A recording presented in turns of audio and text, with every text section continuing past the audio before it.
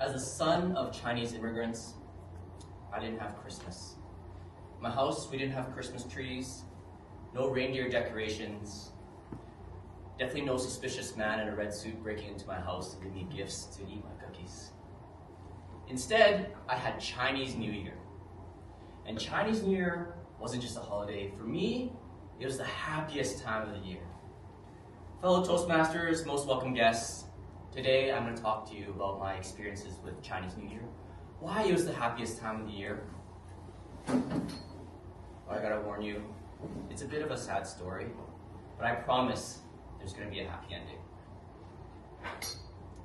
Luck plays a huge role in Chinese culture, and Chinese New Year was the luckiest time of the year.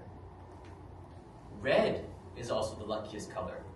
So for Chinese New Year, my mom would decorate the house with posters, red symbols, red lanterns to bring in the good luck. And myself, my two brothers, and my parents, we'd all dress up in red.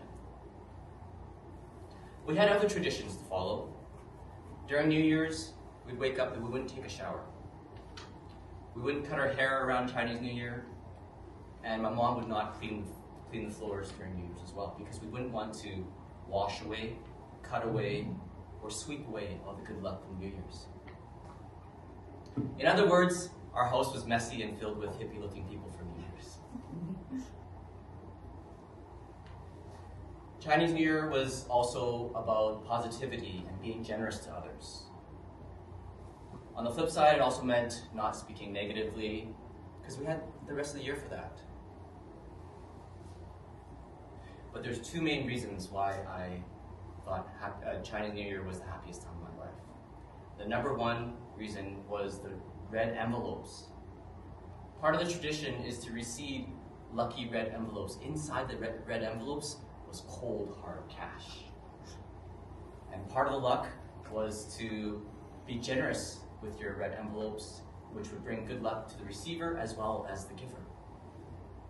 And I got these red envelopes from everyone. My parents, my aunts, uncles, some strangers, sometimes store owners. I even got red envelopes from my cheap uncle, who I'm going to talk about later. And the second reason is that during New Year's, there's peace and quiet at home. Because every other time of the year, my parents would always be fighting. We wouldn't fight during New Year's because that would bring bad luck, so we pretended that everything was okay. See, my dad was a gambling addict. He didn't work, and he gambled every single penny that my mom earned working 2 jobs. So you can imagine, money was a stressful thing in my house. There just wasn't any of it. We didn't have vacations, we didn't take any trips. There was no money for toys, games, certainly no money for clothes. I wore hand-me-downs, though of course were always a few sizes too big. One time I complained to my mom, I said, "Mom, this shirt doesn't fit me." She said, "David, you'll grow into it." I'm still waiting to grow into my blue Ninja Turtles t-shirt. The house was loud. My parents would always fight about money, and my mom would always yell at my dad to go get a job. But he would never go get one. But at age 10, even I had a job. Remember my cheap uncle, he owned a restaurant. So my mom sent me to go work for him. She said, "David, work hard and don't be like your father." Well, me and my dad, we did have something in common. We both didn't earn a single cent. I would take the bus for an hour to get to my uncle's restaurant. He said to me, "David, I'm going to pay you with something even more valuable than money. I'm going to pay you with experience." So every day I experienced stuffing my little belly with as much sweet and sour pork as possible. But when I went home, I would turn on the TV up to the volume at max, and I would get lost in the commercials. All the commercials would be things that would be unobtainable for me. Super Soakers, Game Boys, even cereal with Tony the Tiger on it. I would dream and I would obsess about these things. I got used to the disappointment and the sadness that I would never be able to have these things.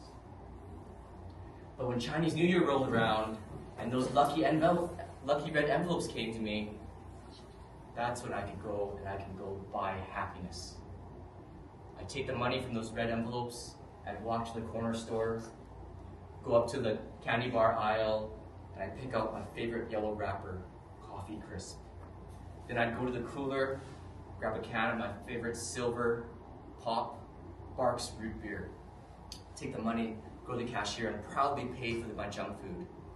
And then I would slowly walk home, savoring every single bite and every fizzy sip of that root beer. Sometimes I'd even make it to McDonald's. It was a lot farther away. And of course, I'd buy myself a Happy Meal. It even says it on the box, Happy Meal. And I slowly ate the salty fries and the perfectly soft cheeseburger. My heart would be filled with happiness, while my arteries would be filled with cholesterol.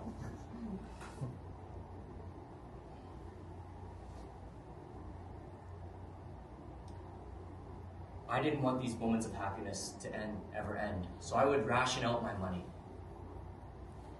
I would eat junk food just every few days, knowing that when I ran out of money, I would have to wait till my second favorite holiday, which is Halloween, before I got to have junk food again.